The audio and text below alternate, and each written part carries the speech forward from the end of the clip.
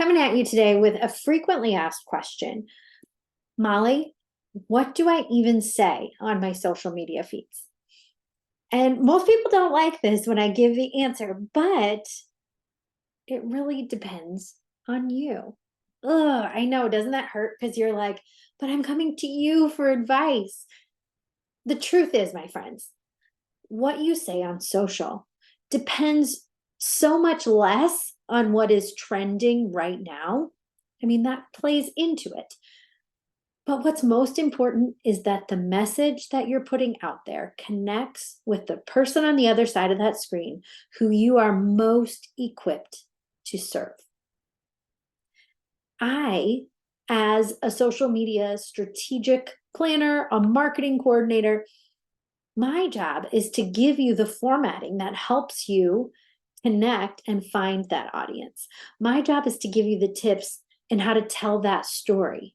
But only you can know how your products, how your services, and how the goods that you deliver benefit the people you want to help most. So when it comes down to how do I communicate on social media and what do I say? I mean, I can give you ideas all the live long day, you guys, but it starts right here. It starts with identifying your ideal client. So, a quick exercise that you can do is fully flesh out on a piece of paper who this person is. Like, even draw a little stick figure.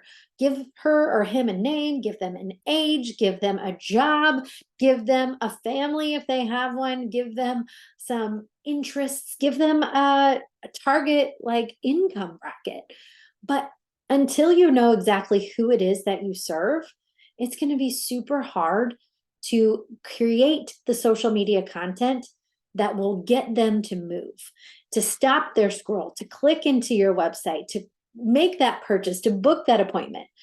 It all starts with putting some thought, some intention, and some time into identifying who it is that you help the most.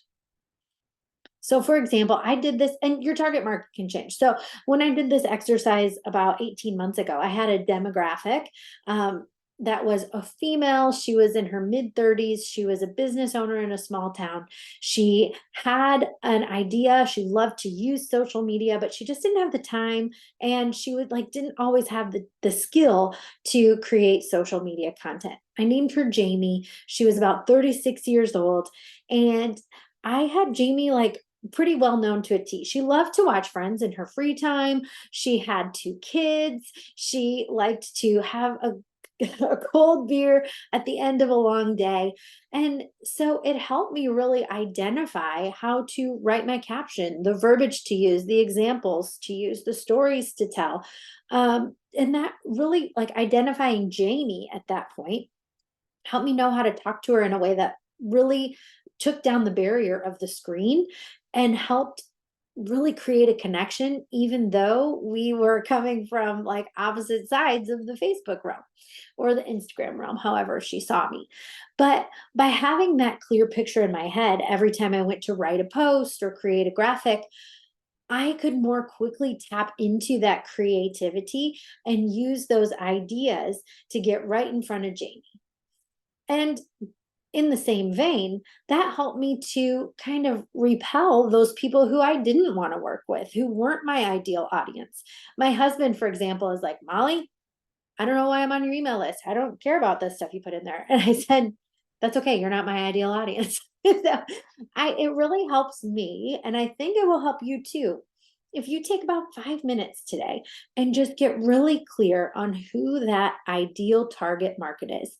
And when you make that really clear and concrete, you'll also be able to make decisions for your business going forward because you know how to meet the needs of that ideal client. So you can decide which platforms you're on. You can know if your ideal client likes to watch a video or read an article. You can know if your ideal client likes to listen while they're doing other household things, or if they'd rather sit and read a blog. You can know if they respond better to a Schitt's Creek GIF or a Mean Girls GIF. So you can really make decisions about your overall business, like what platforms to be on and how to reach your target audience, as well as even some of those smaller decisions about what pop culture references will really hit the nail on the head for that person. So here is your action today. Get super clear on your ideal client. Then in your second action, you're going to go listen to the first in our episodes of the No More Blank Space mini series that is now available on the Found Podcast with Molly Knuth. And in this week's mini series, you're going to get daily doses of not just content creation tips, but also really getting clear with yourself about if your current content is reaching your ideal target market or not.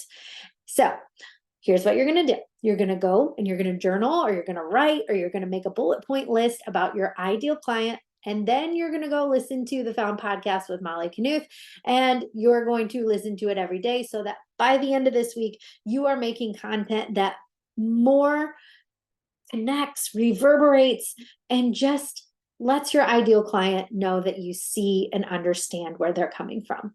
And I promise you, if you do that, you will see more engagement, you will see a better response, and you will feel like this social media thing is actually for the benefit of you and your business. Thanks so much, guys. And if you have questions, just hit respond right here. I'd love to chat further.